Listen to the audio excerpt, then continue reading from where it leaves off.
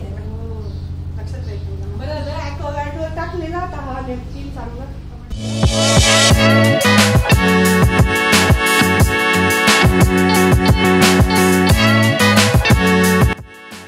स्वाती कापणे यूट्यूब चॅनेलला सबस्क्राईब करा आणि बेल आयकॉनवर क्लिक करा.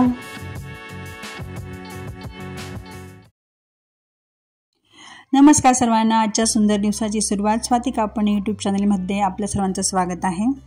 आज सकाळपासूनच खूप पाऊस पडत होता आणि मला दुपारी आमच्या समोरच्या रुपाली ताई त्यांच्याकडे लोणच्याचा मसाला करायला जायचं होतं. त्यामुळे सकाळची सर्व कामं मी पटापट आवरून घेतली. पहिल्यांदा सकाळी चहा, नंतर घरातला स्वयंपाक, मग आता लास्टला माझे भांडे राहिलेत ते मी आता आवरून घेते. घरातलं सगळं आवरून झाल्यावर नंतर विवांश आला, त्याच्यासोबत पण थोडी खेळली. किती मस्त हवा राही ना. काय बेटा हवा कशी? हो मस्त हवा. इकडे उभं राहायचं बघ, किती जोरात हवा आहे. एकदम सगळं उडतंय. गॅस पण चालत नाही याच्यामुळे म्हणून नेहमी बंद ठेवायला. हा उड जाऊ.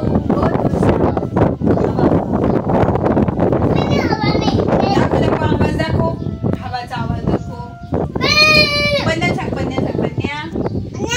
आवाज दाखव मला. खिड़की से बाहर दिखाओ.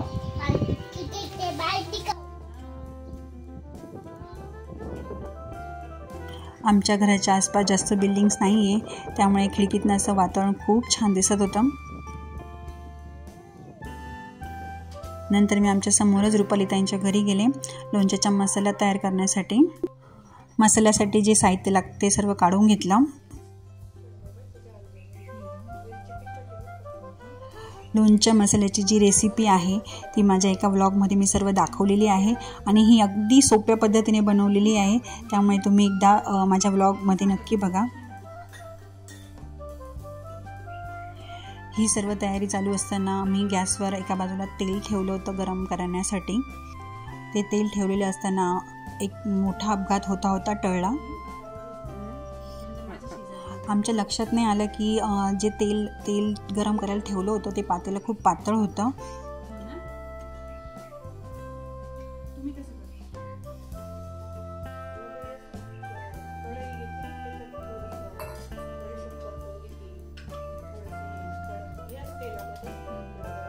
तेल जास्त तापल्यामुळे त्या तेलाच्या भांड्यातच आग पेटली.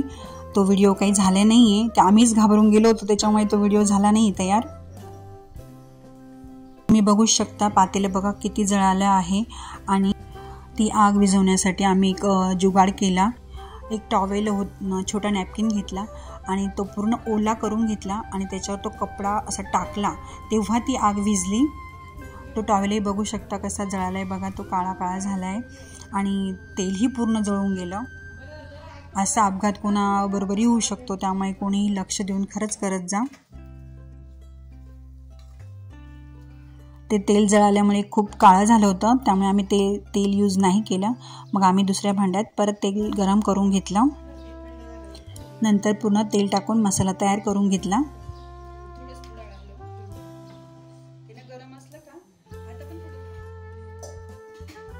दुपारी थोडा आराम केला, मग परत संध्याकाळचं रुटीन सुरू झालं. संध्याकाळी मी चहा ठेवला, एका बाजूला सर्व भांडे घासलेले लावून दिले. प्रज्ञाला परत एकदा दवाखान्यात न्यायचं होतं लिगामेंट इंजरी परत दाखवण्यासाठी, तर मग मी परत पटापट संध्याकाळचं आवरून घेतलं.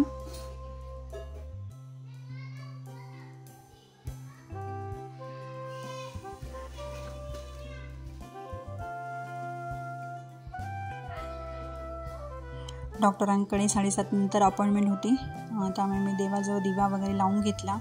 परत आमच्या तुळशीजवळ पण दिवा लावून घेतला.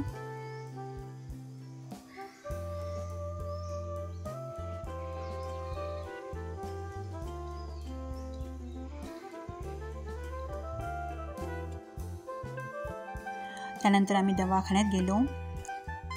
डॉक्टरने तिला अजून काही दिवस आराम करायला सांगितला होता. दाखवून झाल्यावर मलाही थोडी खरेदी करायची होती. दवाखान्याच्या जवळच मार्केट होतं, तिथं आम्ही मग खरेदी केली.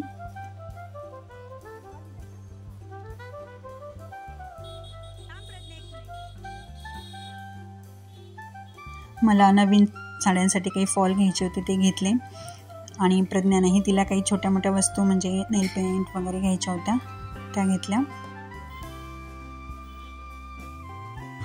नंतर आम्ही घरी आलो. मग घरी काय बनवायचं पटकन असं.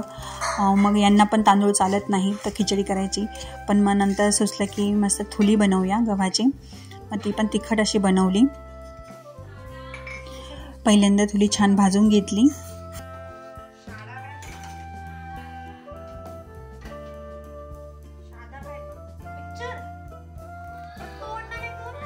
कांदे टमाटे कापून घेतले आणि आपण जशी खिचडी बनवतो तशी मी थुली बनवली.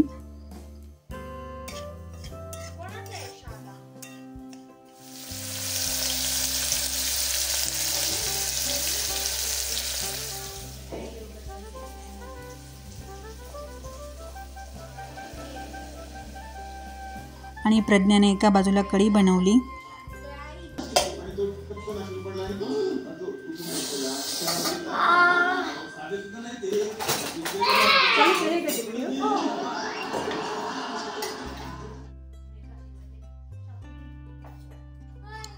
चुलीबरोबर खाण्यासाठी कांदा काकडी छान कापून घेतले. चला सर्व तयार झालंय. चला सर्व जेवायला. तरी तुम्हाला हा व्हिडिओ कसा वाटला ते मला कमेंटद्वारे नक्की कळवा आणि स्वाती कापणी यूट्यूब चॅनलला लाईक शेअर आणि सबस्क्राईब करा. परत भेटू आपण नवीन व्हिडिओमध्ये. तोपर्यंत बाय.